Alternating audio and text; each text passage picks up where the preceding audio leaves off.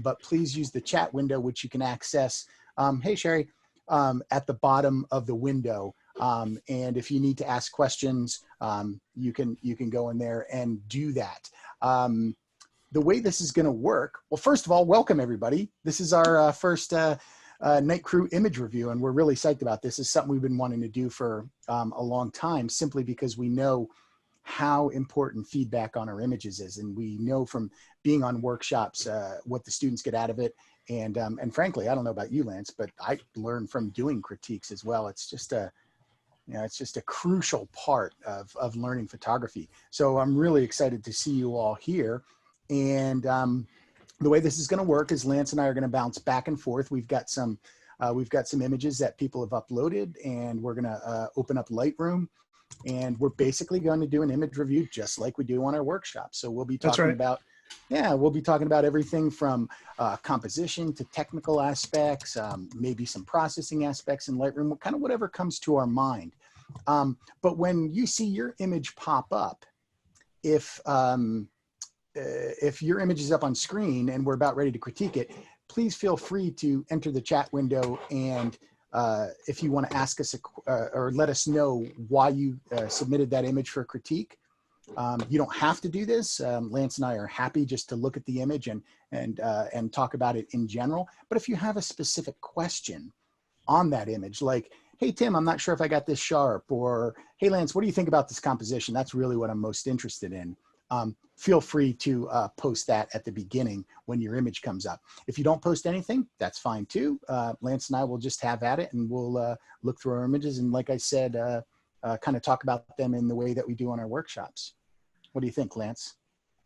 Sounds good. Shall we jump right into it? I think we probably should. Okay, then. All right. So I'm going to share. So you got the first image, right? I think so. So I'm going to share my screen here, everybody. And that should allow us to see. Yeah, here we go. We're up to our first image here. And this is an image by, it looks like Bob. And yeah, it's really pretty. It's really quite lovely. You know, one thing before I even get started is that I just love how, when you have a lot of atmosphere, the stars go from points to these sort of glowing orbs. And I think that's really cool. That we miss that a lot when we're going into a perfectly clear sky. So that's something to say for an unclear night sky. Excuse me, I'm sure that was very loud and irritating. All right, so let's start off. This is a little bit small, so I can't quite see if it's at 100%. I can't check on sharpness. But Bob, if you're out there, I think it's a really beautiful image. It does appear to be sharp to me. Looking at the mountainside there. As a matter of fact, it might even be a little bit too sharp, a little over sharpened. Hard to say at this resolution. If we were looking at a full-sized image, we could tell that. But typically, when an image is over sharpened, it really jumps to our eye. This looks like it would be, like probably pretty good up on Instagram or something like that. But if you're considering printing it, I might step back and either check out your clarity or check out the dehaze, or certainly texture and sharpening, and maybe dial that back just a bit. I'd rather see an image just a hair soft rather than over sharpened. It really can take away from the image. That being said, like I said, I think the composition is quite nice. There's really nothing I would change about that. This is an interesting part in here. Are you seeing that, Lance? Yeah, it looks like a reflection of the mountain there. Yeah, and it's weird because it's completely still here, and then the rest of everything is a blur, and so I'm not quite sure what's happening there. Maybe it's rocks just below the surface of the water. Oh yeah, okay, perhaps. If it's not a reflection of the mountain, but yeah, it's interesting for sure. Right. And then the other thing I would say is, when I zoom in just a little bit, it looks like there's some weird like cross hatching going on here, as if maybe the exposure was lifted up too much. Are you getting a read on that, Lance? It's hard to see on your screen. Let me go back to that image on my screen and take a look. Oh yeah, yeah, definitely. Yeah, it looks like Um, it, to me. Is that what you're thinking too? Maybe just a little bit too much exposure, brightening that up a little bit to reveal the sensor below. mm, I don't know. The image looks pretty heavily processed. Yeah, and so Um, maybe that's got like something what to you were do with it. mentioning about the sharpening, the mountainside, and perhaps in the water area. I don't know. Um, Yeah. So it's at any rate, Bob, I think this is a wonderful image. It's a really super beautiful sky. I just might look at this, and if you really had to lift the exposure up here, I would maybe try darkening it down a little bit, see if you can remove sort of that cross hatching or that square patterning that's going on in here, and then just check your sharpening. Other than that, I really like the pastel colors. I think it's quite lovely. So Tim. Does it look like local sharpening to you? I can't tell because the mountains in here, it could be sharpening down in here too, because, the sky seems nice and soft and properly sharp, but the sharpness down here in the mountain reflection is just really much sharper than I think it would appear if it And was and actually in the on water. sorry, and on the dark tones in the mountainside. Yes. Yeah. Yeah. So Cool. yeah, so great job. Just pull back on that sharpening a little bit and check out some of those things that we've mentioned. And thanks for submitting. I'm going to turn it over to Lance. All right. I'm going to share my screen now, and we're going to go to the next image. And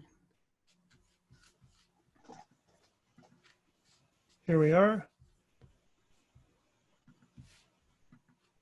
This is Death Valley, Badwater Basin, and Ashton. I don't think Ashton's here in our Oh no. Zoom meeting right now, but I was out there with him when he shot this, so I was glad to see that he submitted it. Um, I love the depth of the image. I really like the layers and something about the snow on the ridge line just creates this Mm, nice, I don't know, this replication of the tones of the salt pans, and then the background, the snow on the mountains transitioning into the sky, lots of stars. Um, so I think it's gorgeous. One technical thing that jumped out at me right away was this some kind of artifact in here in the sky, and I'm not sure what that is. mm. Is it a processing artifact or something that happened in camera? I'm not sure. Could probably clone that out of there, except you end up messing up your stars and your clouds a little bit. But it's presented as a very bright image, right? It's just a very very fully revealed, and I wonder if just looking at it just a little bit darker, might make it a little bit more interesting.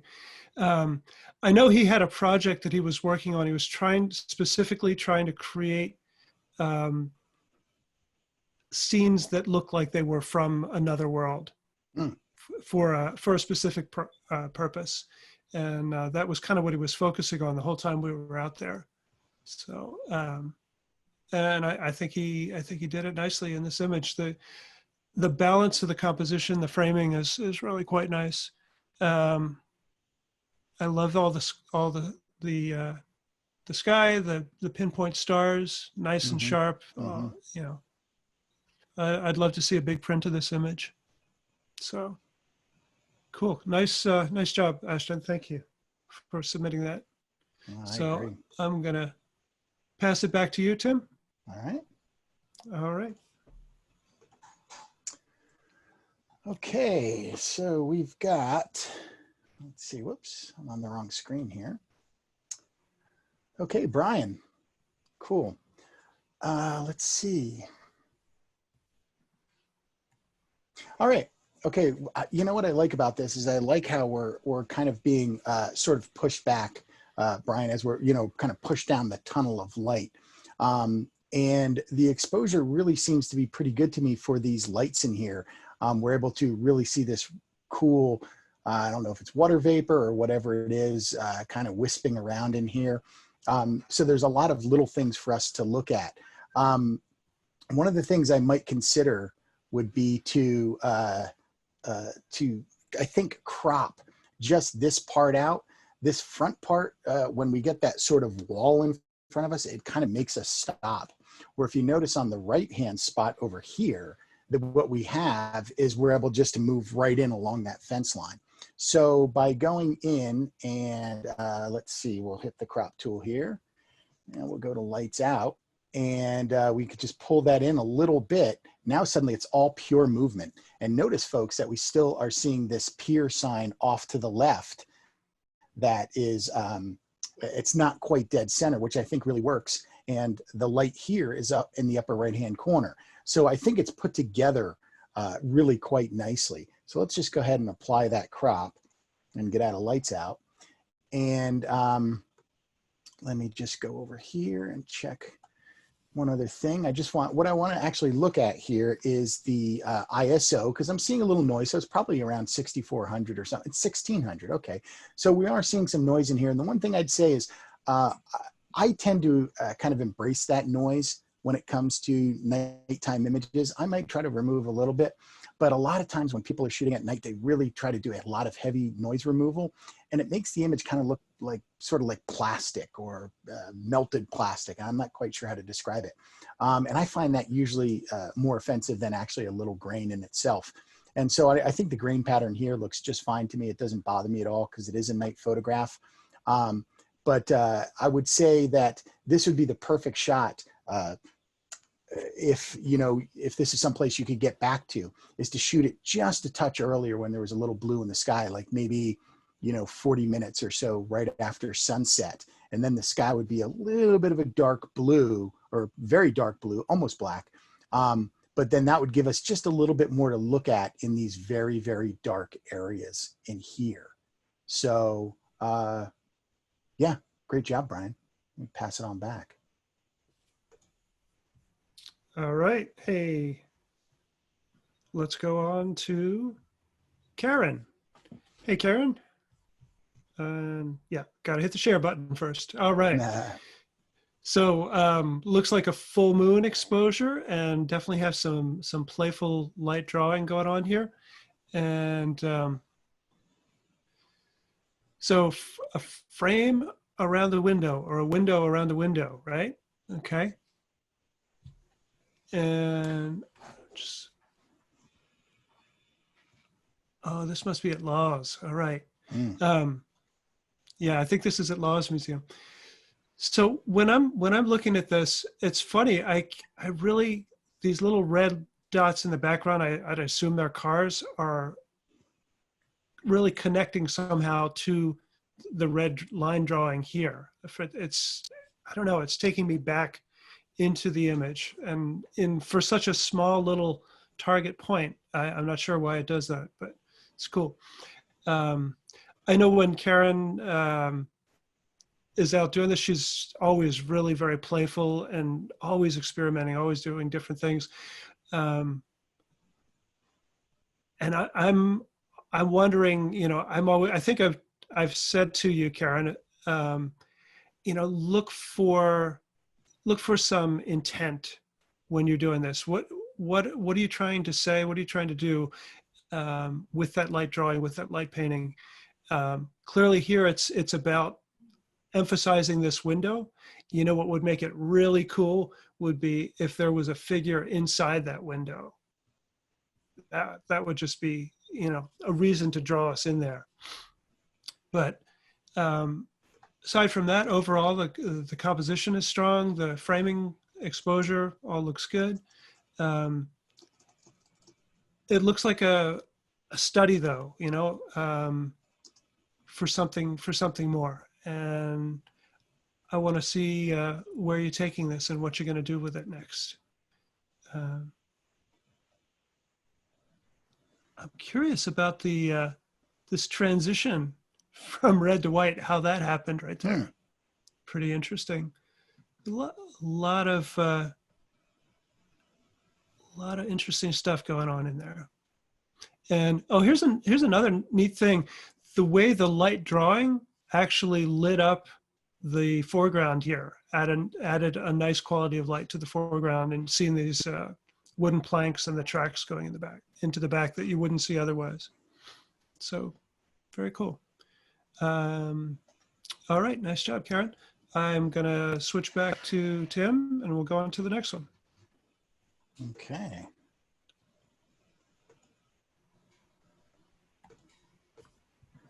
All right, so let's see, who do we have here? Ed. Okay, Ed. Ooh, again, more atmosphere. This is nice. God, you know, there's nothing like shooting in the streets of a city, especially a beautiful city like this, in the rain. You know, that that water just just creates the most beautiful reflections on, you know, on the sidewalks, on the pavement. And Ed, I think you've done a good job here of really making that the most important part of the image. So while we can see the beauty of the city back here, we still, this is the largest part of the photograph. So this is where our eye goes to, and it really tells the viewer, hey, this is what I want you to pay attention to.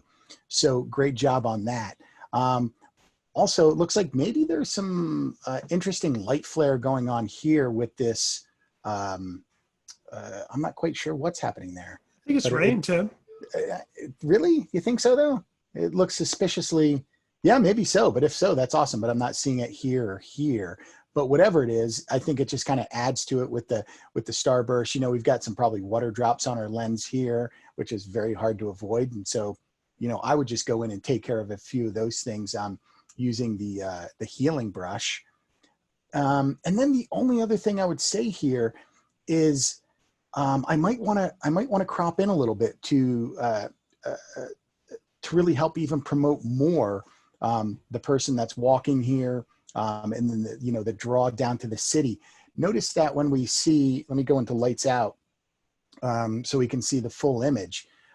We have a fair amount of darkness over here. We're starting to fall into that, and it becomes very, very heavy. And of course, it's dark at night. There is dark areas. But an image like this, I think I want to fill it with a little bit more light. So what I would do is when I go to crop, I would pull this into, let me just experiment here, maybe something like that. And that is taking away that heavy darkness that we were seeing over here. And then by pulling this in, we can even out those two lights. And now I think it's much more about the pathway and the walk down the wet cobbles that this person is doing. And, you know, eventually getting to the little treat at the end, wherever this would be. So a lot of good compositional elements here. I just take it in just a little bit tighter. And again, we're at 6,400. So we're seeing a little grain, no problem there. And everything seems to be nice and sharp. So yeah, I'd say a great job on that. Just a little bit of cropping in to really, to enforce the main subject and where we want our viewers' vision to go through the frame. All right, and I want to say congrats on that, Ed, because that's a really difficult situation with it being dark like that and having such intense backlighting. So, you know, good control over that exposure there. Yep. Well done. All right, so yeah, let me share my screen. We'll go on to the next one here, and this is Eric Robertson. Hey, man. Looks like the grandstand, and you are grandstanding for sure out there in Death Valley. Cool. You know, so many people when they go out to photograph at night get bummed out when they're clouds, right? You know, how many times have you seen that some people get disappointed when? Yeah, and it just had such drama. It really does. You know, there are plenty of clear nights when we can get that starry sky. Yeah. But clouds, especially when they're kind of expanding outwards and coming towards the camera and instead of going across the frame like these are, it just adds to a lot of drama. And yeah, it's kind of a classic have to do the beam into space shot, and this is a great positioning, great location to do that.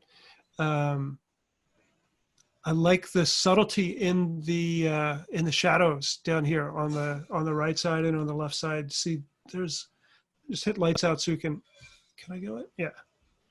So we can see this, image a little bit better. There's a lot of subtle detail in there that I really like. There's also some interesting colors going on here. We've got some light pollution in the sky, the blue LED light, and then whatever the light source was on the rocks themselves has a little bit of a greenish tint. And that's,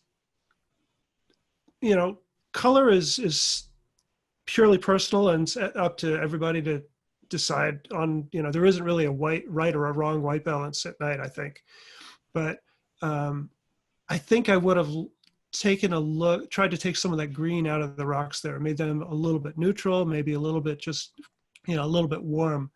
But aside from that, I love the image. I think it's great.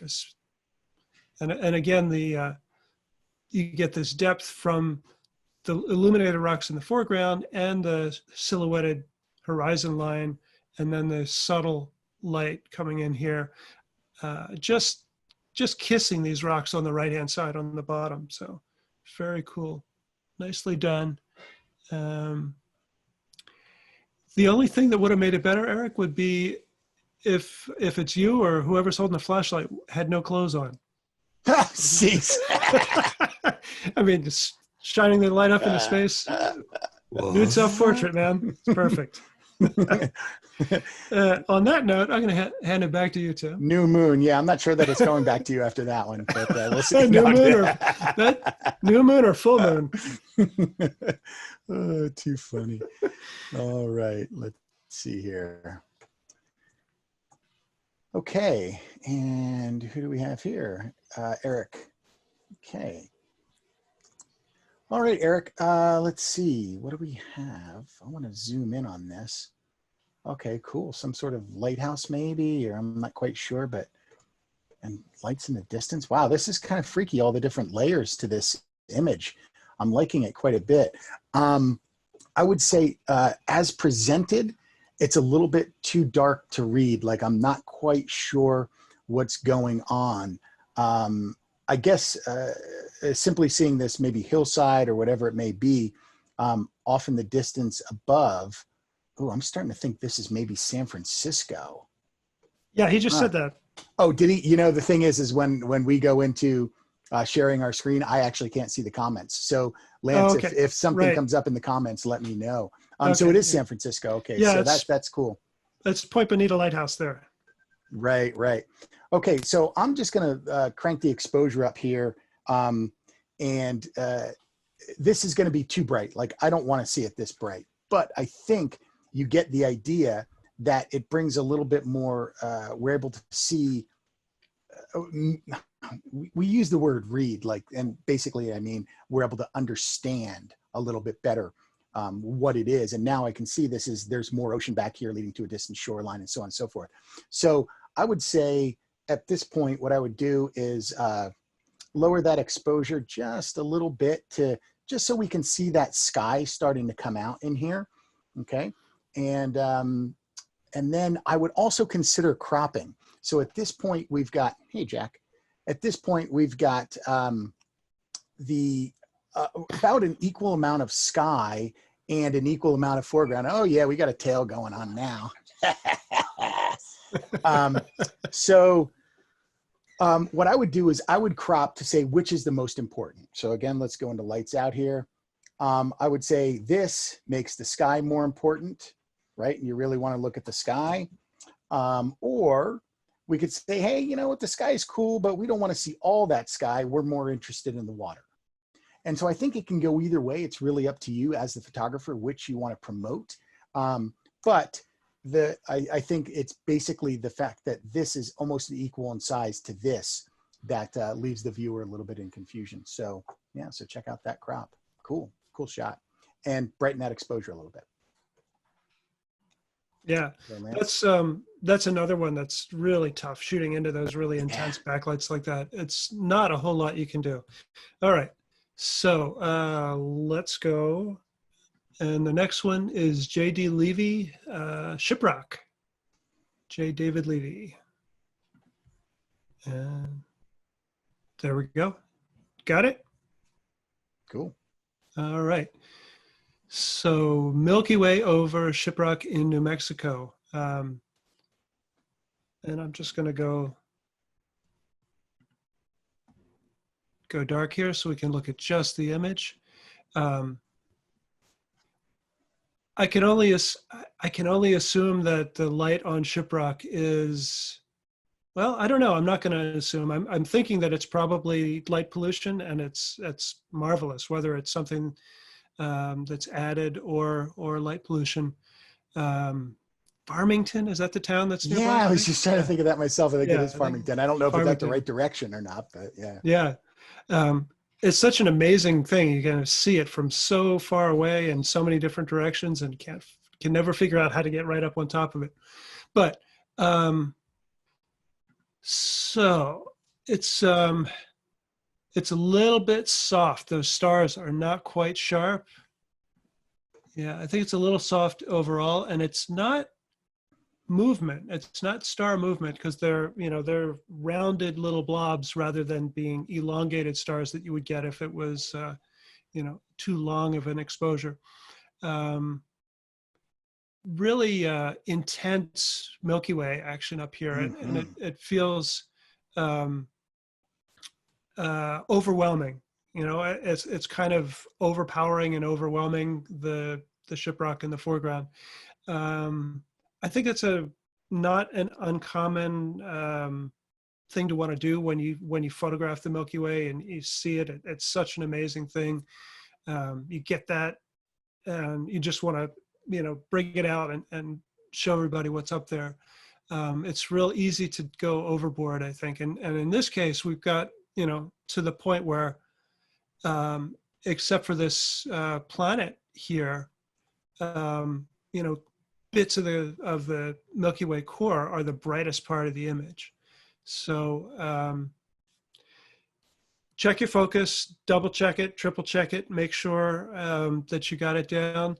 And in post-processing, just lay back a little bit. And it's great to bring out the Milky Way and show it, but this feels a little bit heavy-handed.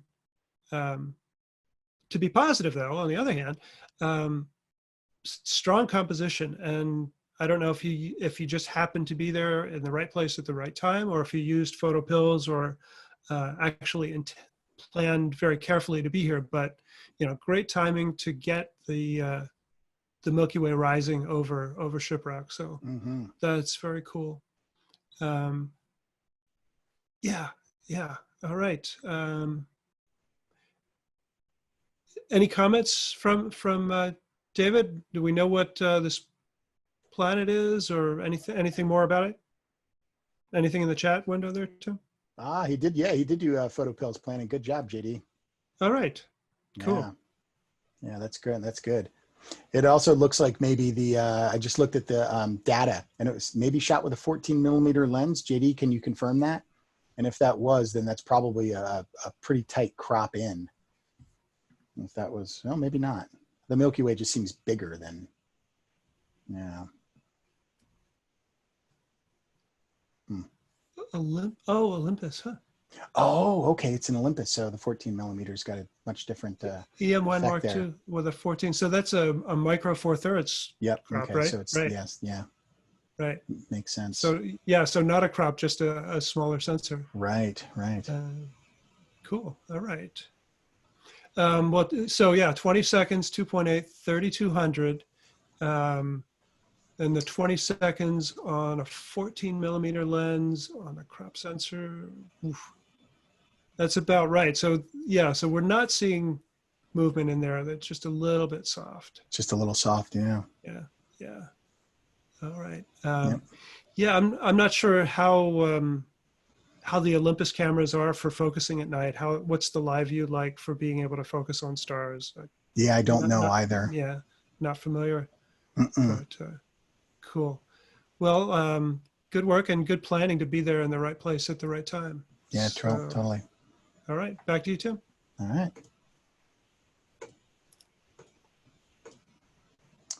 Okay, so we've got, let's see, whose image? Joel? Okay, and we're looking at 1600, 14 millimeter, 2.8, 10 seconds. So must have been a pretty bright sky, I imagine, for a 10-second exposure. Well, but at 1600, so maybe there was some moon up in the sky. And it looks like there's like a little moonlight painting here, balanced rock, and some of these other features right around that area. This also too is a little soft. And when you zoom in, and this is always really important when we're out in the field, especially trying to shoot these star points, is we've got to zoom in to 100% after every time we take that shot to ensure that it actually is sharp.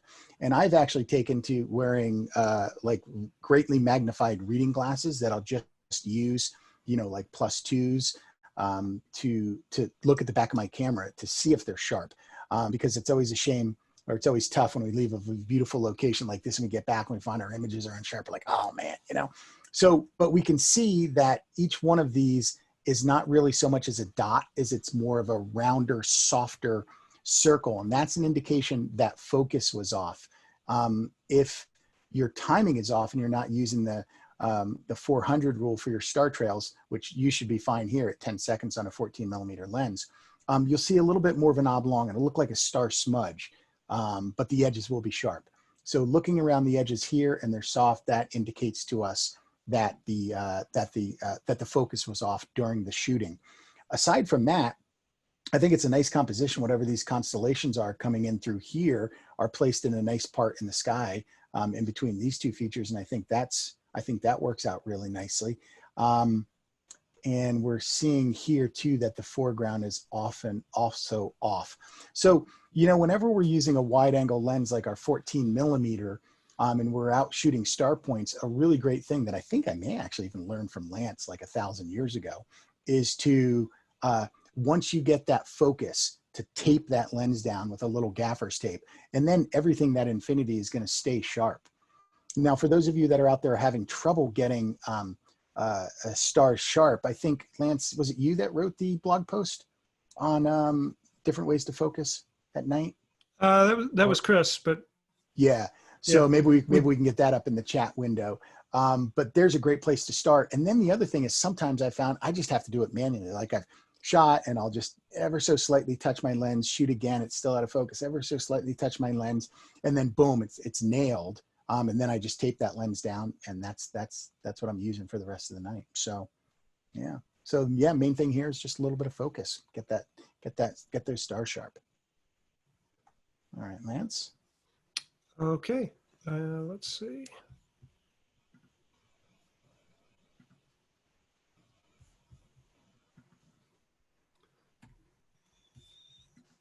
And there we go. Seth, I love this. All right.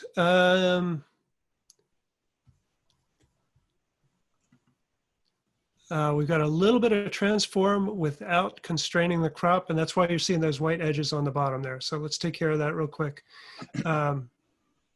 Cool, dune shacks out on Cape Cod, out in Provincetown.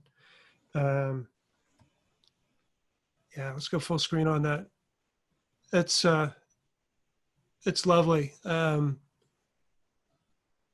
I don't know if you were spying or if this is staged, but it's just great, and I really love the way this figure is anonymous but revealed at the same time in there. It's you know, so much about the experience of being out there in the dunes and the dune shack.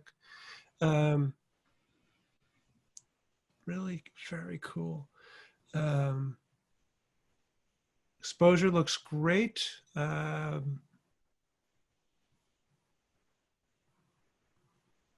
Punch it, come on.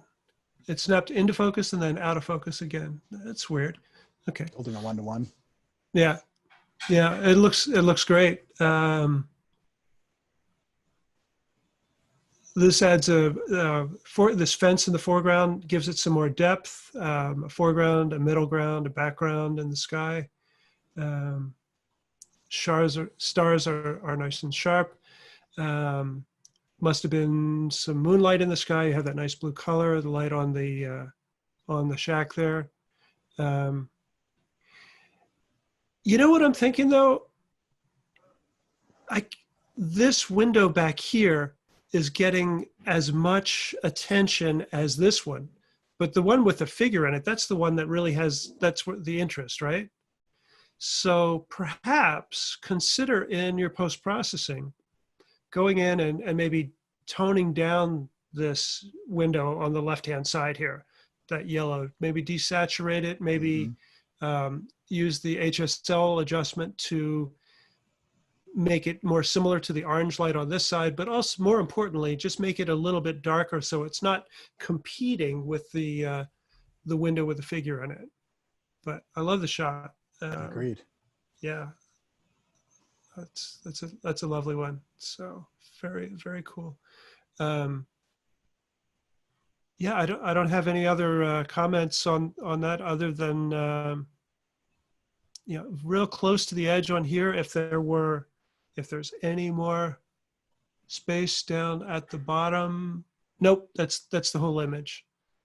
Be neat to see just a little bit more room underneath that, but very, very minor detail for a lovely image. So well done, sir. Thank you for submitting. Okay, back to you, Tim. Okay, let's see, Bob. Oh, you know, this is really cool. It's it's always interesting to see what's going to happen in the reflection when you've got such a clear night with stars. Let's see if we can zoom in on that. No, okay, so this one's a little smaller as well. Compositionally, you know, I like it quite a bit, and I always find these images to be quite tough because, you know, you don't want to put your horizon line dead center, obviously, because that just gives the image no visual movement. And here it's not quite dead center; it's down just a little bit. And I think that's wise because this is, I believe, the prettier part of the sky. Although we are starting to see some of the colors of the Milky Way come out in here, which suggest that this image might be slightly overexposed. So this is like the core of the Milky Way, and the core of the Milky Way can get some color into it. And a lot of times what we'll do, the guys at NPAN will set our cameras to about 3850 Kelvin, which tends to bring out more of the colors. So set your white balance to 3850, and then just a little bit less exposure, I think, and you won't have so much of this white, but you'll get a little bit more color in the Milky Way itself. Now, that being said, that will make the reflection much darker. But with a little work in Photoshop, what you can do is take one for the water and take one for the sky, and you can overlay and mask them out so they can be of similar brightness, so that we're seeing the beautiful colors in both places. The tree here too, I'm wondering about that. You know, I think I'm actually liking this. I don't tend to like framing in my images. Oftentimes what that'll do is it'll draw more attention to the frame itself rather than the Milky Way. But because this is just off to one side, I think it's okay. I think if I was there shooting, I would, however, maybe if you could do it without getting soaked, or if there's another location to shoot from, I would try both. One with the tree in it, and then see if you can move further to the right, and then just get a pure open sky along with the reflection. But that's not, you know, I don't feel really strongly about that. That's just something I would try to go both ways. Again, this does look a little over sharpened to me, and that could have just come from taking your image out of Lightroom and exporting it as a JPEG, and maybe the sharpening was too high. There's a lot of places that can happen, but just watch for that over sharpening. I call it like a crunchy effect. It almost looks a little too crunchy. Yeah, he in the comments he actually said he overbaked it a little bit. Oh, okay, yeah, and we're all guilty of that. I know I am. So yeah, cool job, Bob. All right. So let's go on to the next one, and here we go. And all right. Vince Pellegrini. Hello, Vince. Thanks for submitting images. Yeah. This is another one. Boy, it looks like that same planet over the Milky Way that we saw earlier. Well, they do appear in the same place for all of us at the same time, right? Anywhere we are. But it's also another shot with, really dramatic clouds and the Milky Way. And I'm absolutely fine with that. I love seeing clouds and lots of layers in sky shots and Milky Way shots. So it's got a real strong yellow cast, presumably from this, light pollution back here. Mm-hmm. And I just want to take a look at maybe neutralizing some of that a little bit. So what I did, I took the eyedropper tool and I clicked on one of the clouds to neutralize the yellow in the clouds, or make the clouds be more natural looking. And that obviously added a lot of blue to the image. Looks like this is a rendered file, so it's not a true color adjustment that you would get on a raw file, but I think you get the idea.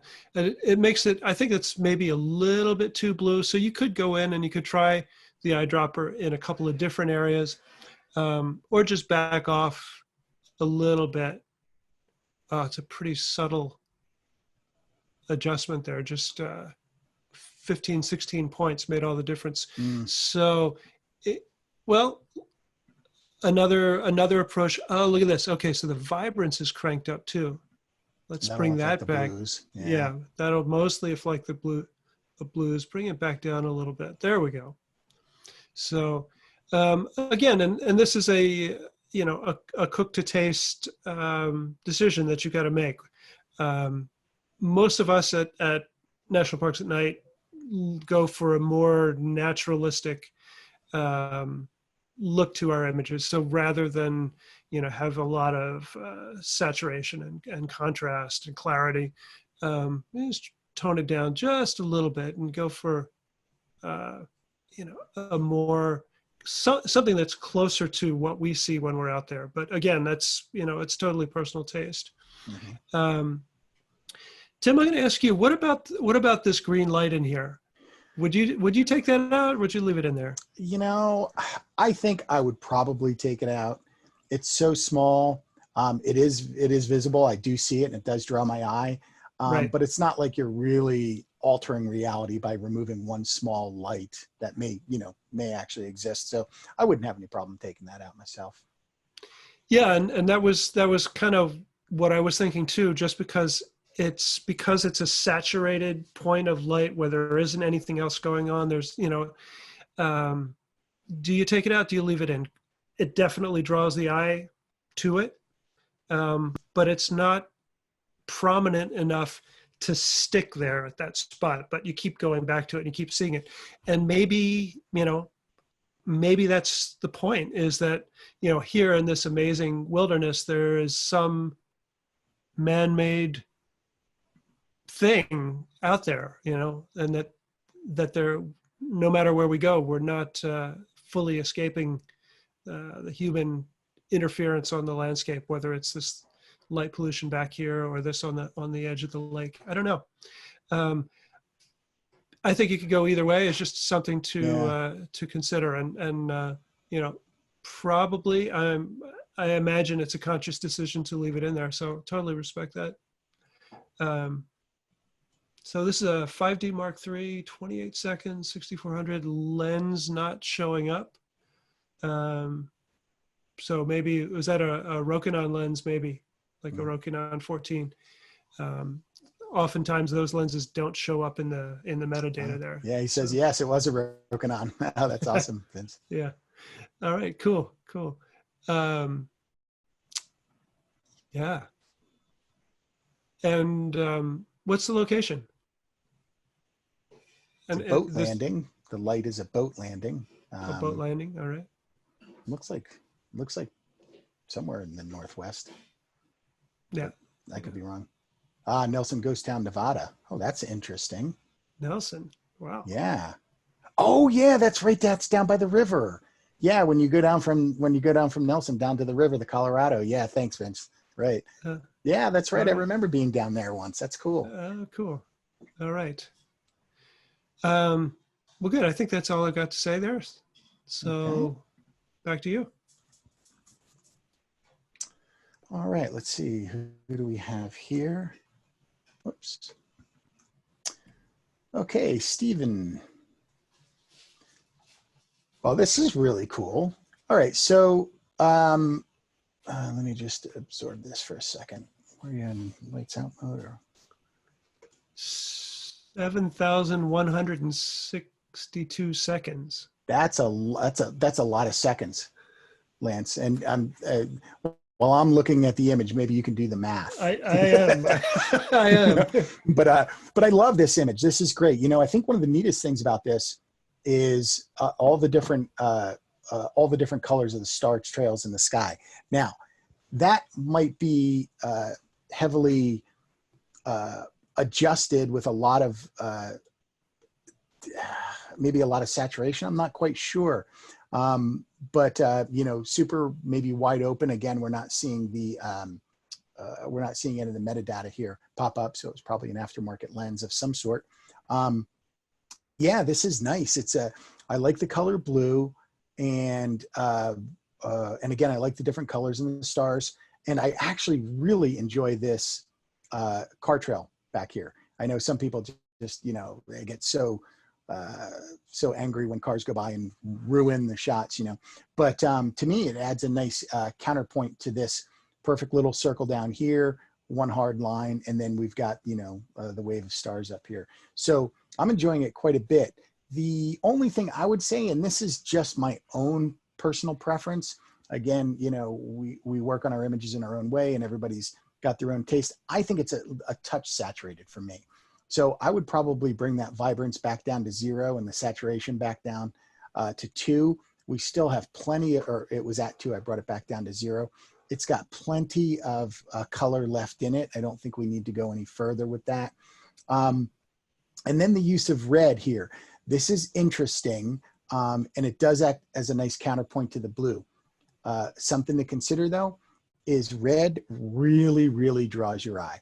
And so whenever we include a lot of red in the photograph, our eye is going to go right to it. It's so super saturated, and it's so limited in its spectrum. We see almost no detail, and so it just becomes like a large block area of red.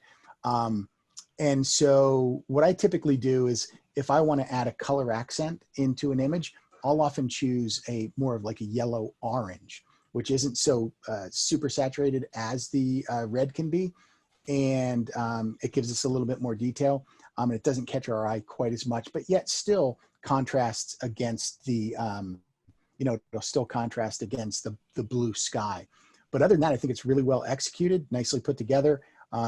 Looks like the image is nice and sharp. We can see the tree here is sharp. The star trails up here, the edges are nice and sharp. Maybe a touch over sharpened, I would say. I'm seeing just a little bit of a crispy edge to that. Are you seeing that, Lance?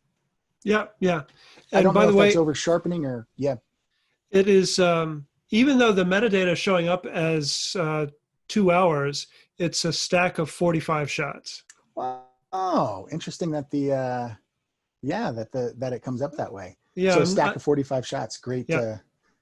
Yeah. Really good execution then.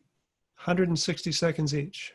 Oh, whoa. Cool. Yeah. It's 3 minutes, close to 3 minutes. 60, 20. Yeah. Awesome. Well, great job. 240. Yeah. 240. Really, yeah. Yeah. Nice job. So that's interesting. It was 45 160-second shots. So it should be 2 hours. The math, for whatever reason, the math says it's like 24 seconds less than 2 hours, but the timer, the photographer says it was 2 hours because it was just, you know, 160 times 45.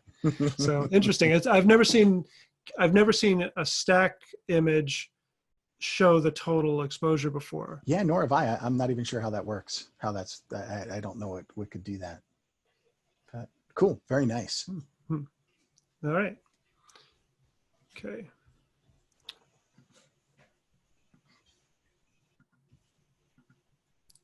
And all right, we're back to Badwater again.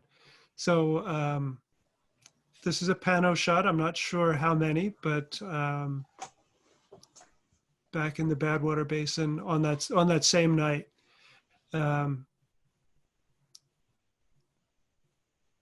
well, two things jumping out at me right away is this guy right here on the edge of the frame.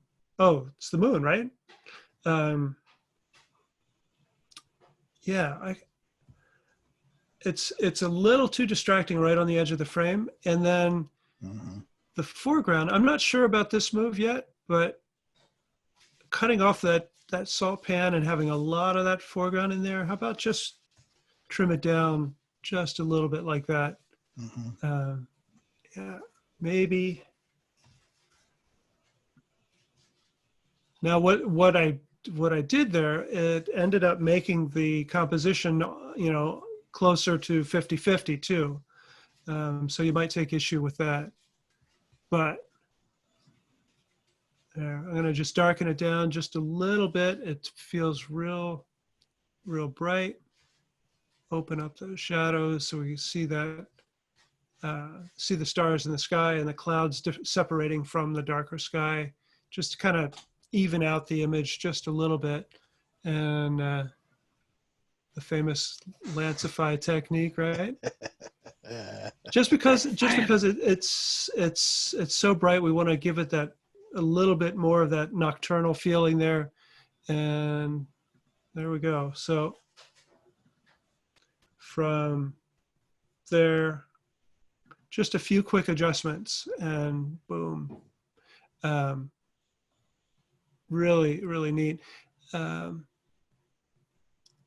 Interesting, all the different cloud movement, the different layers of clouds, and I think some artifacting from the combination of you know, putting those panoramic images together makes for some really interesting cloud movement in the sky there. And presumably these are contrails also too.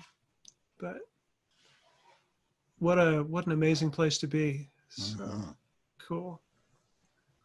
All right. Okay. Yeah. Back to you, Tim. All right. All right, Karen. Is this Karen's? I think I thought it was. Yep, Karen. Okay.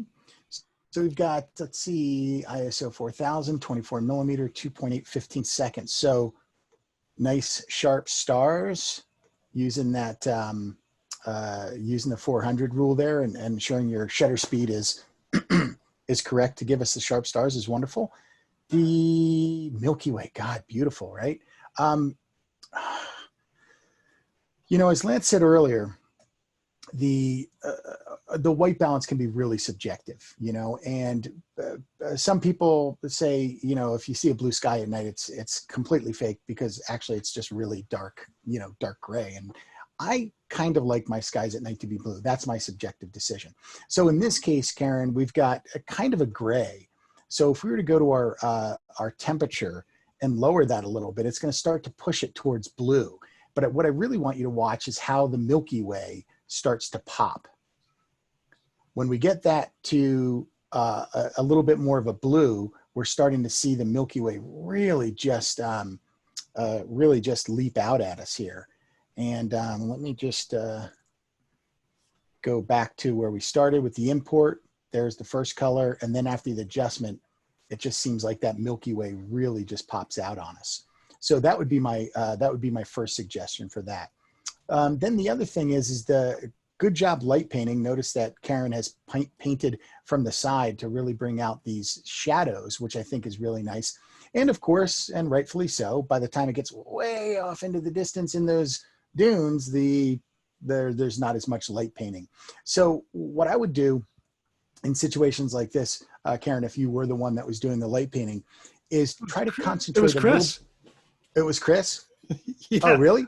Camera left was Chris. Camera left. Okay, so get that light painting a little bit more in the center. What we'd rather see is the highlight of the light painting be more in the center of this dune rather than closer to the bottom. So what happens here is our visual movement starts right at the bottom, and then it hits a dark spot. And so, you know, if there was more to the image below, or as you're composing when somebody else is light painting, it's always a little bit more difficult.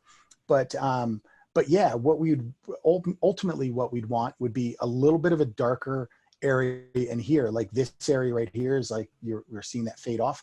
Have that in the bottom, then it get a little bit brighter, and then get a little darker again. And then what that'll do is it sort of invites the viewer into the photograph. So yeah, great shot. Nicely done. Let's see, back to you, Lance. All righty. So now we've got back to Ed Finn. Oh, and this is with a Pentax K1. All right, cool. Challenging situation, right? Shooting well after dark with a full moon in a city environment. It's really tough because you've got highlights that are way brighter than a dynamic range that's way brighter than you can possibly record and get it all on there. So you make a decision to, do the best you can and decide what to prioritize. Are you going to save those? Are you going to go for highlights in the moon, highlights in the building? Do you want to have some shadows in there? Let's see what's in there in terms of detail in the city. Yeah, we've got something to bring up, bring down. Okay, so notice when I bring the highlight slider down, there's no recoverable detail in the moon. It's just, it is clipped in the moon. So we should know we're not going to bring anything back there. But you've got a little bit of exposure up already, just a quarter stop or so. I think we can go a little bit further with that sensor on that camera, bring out a little bit more detail. And then in our shadows, yeah. So, and we still have some blacks in there. Yep. So I'm holding down the Option key to make sure that we still have some true blacks in the image. And when I did that, I noticed there's just a little bit of perspective distortion in here. So I wonder, can we do a quick autocorrect on there? Or a vertical? No, it's not doing it. It's not recognizing the low contrast between that building and the sky. There's not enough contrast there. So let's straighten that out just a little bit, use that constrained crop. And now that edge of the building is, because it's close to the edge of the frame, it's, it's more noticeable, even though it's subtle in gradation. And once I brought up the shadows, you could really see that in there. But so nice. Go ahead, Tim. Yeah, I was just gonna say, Ed says he can't seem to bring out the craters in this type of shot, craters of the moon. Right. So, well, yeah, and one of the remarks I was going to make there was the only way to get this shot is to plan it on such a time and be there on the time when that moonrise is a little bit earlier in the day and it's not completely dark yet. So you're really doing a twilight shot rather than a full-on darkness shot. I think considering what you had to work with, the moon being in this position at the time when it was that it's this dark, I think you did the best that you possibly could have. There's a lot of nice detail in the structures. So that's great. There's no way you're going to get it in a single frame unless you do it, use photo pills, plan it out, and, get this precise alignment when there's still a little bit of light in the sky. That's asking for a lot. You might have to wait a couple of years for that to happen.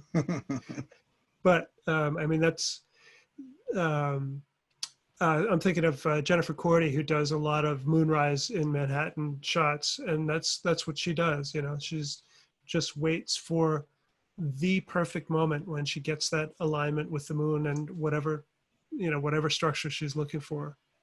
So, I think considering the circumstances, you did a great job here.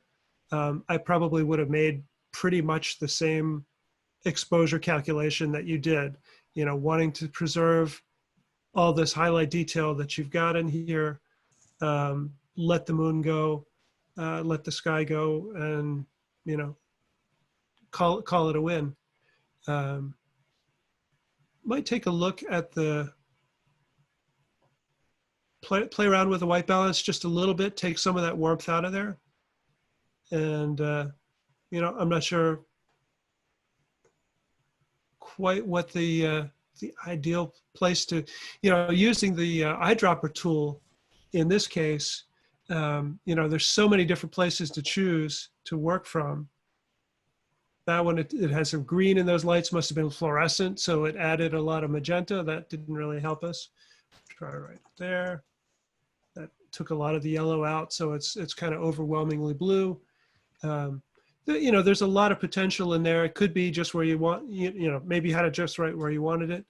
But there's definitely an image like this. You could say the white balance could be, you know, set at whatever you want it to be.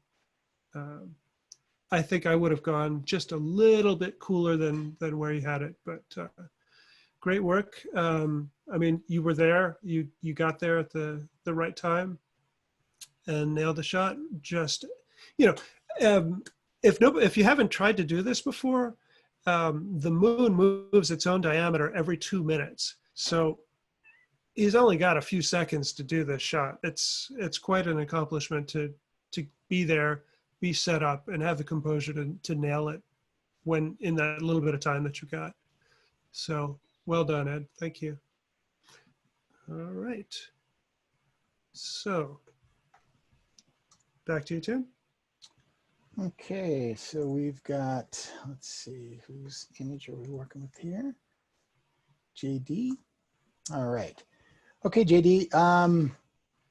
First, awesome composition. Again, great location for that Milky Way coming up through these different formations, and I think that's really super nice. Again, it is out of focus though. We can see the roundness of the stars and the softness on the edges of the stars, showing us that it is not quite sharp. And so that's something we really need to see. Our stars need to be sharp when they're encompassing this much of the photograph. There's also some sort of halo going on throughout the whole entire image. So I'm unsure if there was some masking going on to try to lighten up the foreground, perhaps. I don't know, or to work on the sky individually. I'm not quite sure what's going on there. But we're going to want to watch that. That's a you know, that sneaks in on some of our images. And when people notice it, it's like, ah, shoot, you know, I've been busted. So, so we gotta control that. But I would say the main thing is let's work on that. Let's work on getting those stars sharp. And I'm just trying to think, Lance, do we have a blog post for? Oh yeah, you had said Chris. Yeah, Chris, 7 or 8 different ways to focus, and we'll get the link up there in the comments. And that would be the great thing, because clearly you're picking awesome, awesome timing for the Milky Way and putting them in great position. So once we get those star sharp, we're going to be in good shape. All right, Lance. Okay. Hey, we'd like to give everybody a chance to say hello at the end of this. We've got just 2 more images left, but at the end of that, we're going to unmute everybody's video, and so we can all just kind of say hello and introduce ourselves and make a party of it. Absolutely. So, all right. And Matt just put up the link to the blog post for the ways to sharp, or ways to focus in the dark. All right. Cool. Okay, so and there we go. All right, so this one, Joel. Oh shoot, we got another one that is soft and out of focus. So yeah, it's pretty soft. So yeah, it's a good thing to get that. Check out that blog post, you guys. 7 surefire ways to focus in the dark. Looks like arches again. We got Orion and the Pleiades and an airplane in here. This is a good opportunity to show you guys a really easy, quick way to clone out airplanes. So choose the spot removal tool and You're on use clone, Lance. Sorry? Sorry, you're on clone. Clone. Oh, thank you. Yep. Thank you. Yeah, spot removal tool, use the heel setting unless you're in a tight area like cloning down in here where you don't want to get any of the stray information. The heel is going to be almost always better for sky. So scroll with 2 fingers to change the size of the clone. Click on one end of the star trail or the plane trail. Now hold down the shift key before you click on the other end. And what it does, it just creates a perfect straight line. So that's the easiest way to get rid of airplane trails. And let me just go back there just one more time again.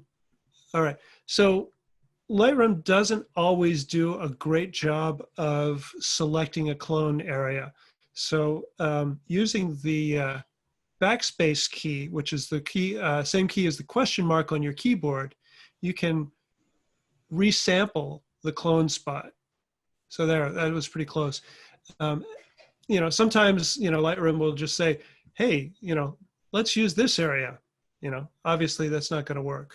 It did a pretty good job this time.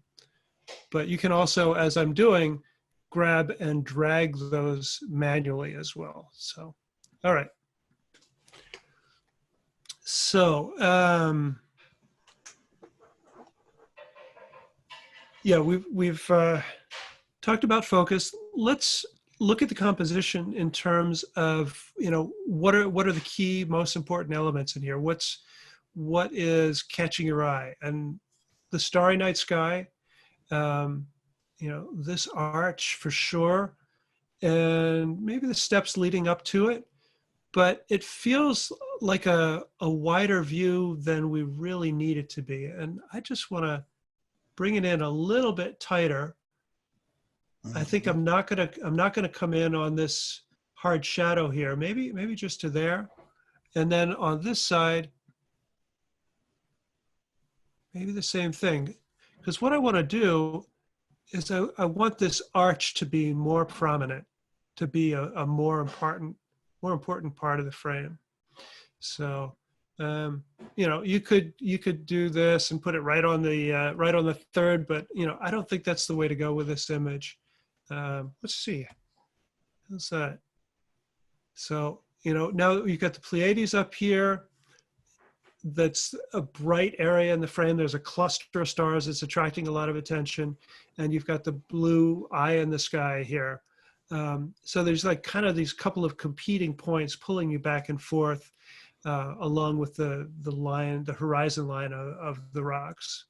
So it feels, I don't know, it just feels like a little tighter composition. There's more in the frame than we need to tell the story of what we're looking at here. I think it's about the relationship of the rocks and the night sky. So let's bring it down to that, refine it down to that essence. So check out that blog post on focusing techniques. And like Tim said, once you get it, tape it down, get some gaffer's tape and tape it into position. Oh, and this is probably a good time to mention for people who have difficulty focusing, I've noticed, and I think the other guys have too, that the Rokinon lenses, also branded as Samyang or Bauer, tend to be really difficult to focus. And the focus ring tends to be a little bit loose and can move very easily. We really like the IRIX 15mm 2.4 wide angle lens for night photography and for starry sky photography. It has a much stiffer focusing ring, and it has an infinity detent. So you turn it until you feel it click into that detent. And then on top of that, it has a focusing lock. Once you achieve focus, you turn that lock and it won't, the the focus wheel won't change at all. So it's really become a great alternative to the the Rokinon lenses that have been so ubiquitous the last 10 years or so. Anyway, thank you, Joel, and back to you, Tim. Okay. Maybe you can answer Martha's question on the Z6 while I'm getting this up and running. Okay. Okay. Let's see here. Okay, whose image are we looking at? Un momento. Okay, Vince. Cool. All right, so very, very powerful. There's a lot that jumps out at us on this image. Not only the color, but also the variety of textures and the variety of features between Milky Way, clouds, and mountain. And so the one thing I would say here, Vince, is that it looks a little over-processed. I don't mind things looking a little on the fake side, you know, because we are creating a hyper reality in night photography. It's just what we do. But I would say this is pushed just a little too far. Composition is awesome. And I love the fact that, you know, we're getting some red light here. It doesn't really look like light painting to me. Perhaps it's more, you know, some moonlight. Milky Way, again, perfect spot in the frame. Let me just go ahead and crop this for starters. What I really like most about it is this area right in here, the Milky Way coming down, these powerful clouds, and then this awesome structure. So by bringing this in a little bit, I think we're going to help power that. Let's see. Yeah, even somewhere in there, turning it into something more like a square, I think can really help, because what it does is it focuses our attention on the three features that I just mentioned, the rock here, the clouds, and the Milky Way. So I would start with something in there, and then I would just dial back on the processing a little bit. What happens is when we get the foreground so bright like this and so sharp, and it's actually, I would say, a little bit over sharpened. Number one, we start to bring out some noise by lifting up the exposure quite a bit here. And then the other thing is it really begins to compete against the sky itself. So when everything is super sharp and everything is super saturated and everything is super colorful, then our eye just kind of looks all over the place. And it's better for us to guide the viewer and say, this is the most important part. And that might be the Milky Way. And then it's like, oh yeah, but wait, you know, those clouds are kind of cool, and so is the cliff. But we want those as secondary subjects rather than, you know, three primary subjects that are all competing because they're both very colorful, saturated, and sharpened. So let me just take a real quick look here and see if there's been any, if we can see any masking or anything. I don't know if that came over on the DNG. It doesn't look like it. So it seems to me that there has been some sort of, you know, masking in here to bring this up, to lighten up the foreground rather, and not touch the sky. I could be wrong. Yep. Excuse me. It's stacked frames. So maybe a starry landscape stacker. Okay. Great. That's okay. probably what you're seeing in there. Okay. Yeah. So I would just and again, Gabe and I were talking about Starry Landscape Stacker last night, and I actually don't use that program, so I'm unfamiliar with it, but I do know it can create some sort of masks in which you can bring out the foreground. So, you know, I would say in this, Vince, maybe the degree that which the foreground's been brought out is maybe perhaps just a bit too much, and pull that back a little bit, just to add, again, a difference between the primary subject and the secondary subject. So, but really cool, great timing, you know, great execution on using that program. And I would say just dial back the processing a little bit. Yeah, really quite nice. I think that was the last image, wasn't it, Lance? Yeah, it was. Yeah. So as Lance said, I think we're going to open this up just to kind of say hi to everybody. I would like to say thanks everybody for joining us. I hope you found that beneficial. I know hearing critiques is always beneficial, even if it's other people's images and not your own. And I would just say, if you're interested in more of this, remember, Lance and I and all the folks at NPAN offer this as a service where you can, get us for a half an hour. We can just do or an hour and just do a real tight look at your images and go over them with you, very much like we've done here today. And again, it's just a fantastic way to learn. Yeah. Yeah, and I just posted a link in the chat for our one-on-one tutoring, so we can do that. Anything topic that you want to cover, we can work. And everything's remote these days, right? But whether it's image reviews or technical issues with cameras or equipment or light painting, whatever else, that's something that we can all do, and we offer to you guys now.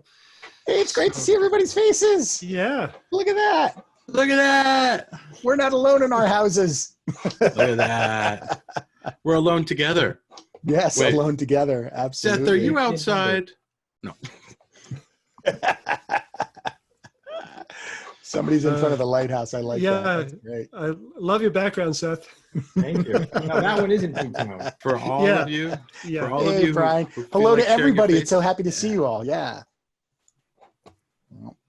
That'd be fantastic. Yeah. All right. So in the upper right-hand corner, you can click on. There's a thing that says Gallery View, and that'll show everybody. It's something that I think each person has to do individually. To show up there. So Nice, Matt. My video is off. Hey, Brian. Hey, Brian. You guys can unmute yourselves and say hello too. We'd love to see your faces. So hi. Yeah. Gabe and Tim, hey. How's San it Francisco was going? great. I think I'm unmuted, but my video is off. So hello, everybody. Hey, Edward. Hey, Ed, how are you? Hi, Edward. Doing great. How are you guys doing? This is a great session. Thank you. Your suggestions were spot on, as image reviews generally are. Good job. Awesome. So glad. Extremely How helpful. much Thank I you so gotta much, improve. guys. You're welcome. You're very Hey, Hi, welcome. Martha. For everybody that has shared their video, do you mind if I take a screenshot so we can have everybody waving and stuff? Sure. You cool with that? Yeah. Yeah, We can you do bet. that. All right, give me 1 second. I need to get my screenshot part ready. Okay. Oh, somebody dropped off. My hands are good. Yeah, with that, Okay. Screenshotting in Oh, 3, man. 2, Two. 1. Oh, wait, it changed. I'm sorry. The size of the screen There we go. changed. I'm so Hi, sorry. Oh, Okay. what happened? Don't. Okay, here we go. All right. In 3, 2, 1. Hi. Hey. All right. Thank you. You guys are the best. All right. Cool. Thanks, Matt. All Oh. right. So, Awesome. so we will be doing this for the foreseeable future, every Thursday night, and we're on Instagram Live on Wednesday night, and then hopefully back on YouTube when it's back up again on Tuesday. So we're trying to come up with ways to keep you guys engaged and busy and interested. I know a couple of you have been on our Tuesday night sessions where we're doing blog chat, and it's basically talking through some of our blog posts. We did it all last week. We did 5 in a row. Actually, I think it was 6 in a row. From this point going forward, it'll be a review of the most recent blog post. So whatever is going to be coming up on the weekend, and then we'll go and talk through that with 2 of us back and forth on Tuesday nights. So, all right. Yeah. Great. Well, thank you guys for doing this. This is a great diversion. I really do look forward to that. So thank you. You're welcome. Yeah, you're so welcome. It's great. I was just filling out a questionnaire with B&H today, and there was like, what is the greatest thing that's come out of this, the self-isolation? And I was like, God, you know what? Actually connecting with our people, which, we travel so much, and, once we leave the workshops, it's like, oh, we don't get to see or hear from you guys again. And so, yeah, for me, it's been spending more time on, on things like this. So it's really great to see everybody's face and see your images. Hey, Lance. Who's saying hey? Is that Karen? It's me. It's Karen. Hey, Hey. Tim. Hey, hi there. Hello. Hey, hi, Matt. And How you doing? All right. Let me Thanks, shout out. guys. Let me shout out to Suzanne. I haven't seen or Hey. heard from you for such a long time, and Hadley too. Lance, Thanks, great everybody. to see you. All right, you too. Nice. Very, very good, everybody. Yep. And so you guys just tagging on to what Lance just said, do remember if you guys missed any of those blog chats, you can go and watch them. So our YouTube channel for National Parks at Night on YouTube now is pretty active. There's a lot of stuff to go back and check out now because we've been pretty crazy on here. So spend some time doing that if you're finding yourself somewhat bored. Thank you all. It's been great. Yeah. All right. That was awesome. Good. All right, well Good let's to let's see do it Good again. night. Take Good to see care. you guys. See everybody later. Bye. Take care Good now. night. Be safe, everyone. Be safe, everyone. Be Yeah. safe. You too. Be Take safe. care. Hi, everybody. This is Matt. Don't forget, we have one-on-one instruction. You can find that on our website under education and tutoring. Once you get here, you'll see that there's lots of opportunities to meet with us, and that's preparing for a workshop, talking about specific techniques, image critiques, which we love doing, post-production tips, Lightroom, and more. So we have a form here. Just fill it out. No big deal. Just a little bit of stuff. And then if you're unsure about who does what, you can look and see who does what specialties, right? Or you can say you'd like to talk to any of us. Thanks so much. We look forward to working with you one-on-one.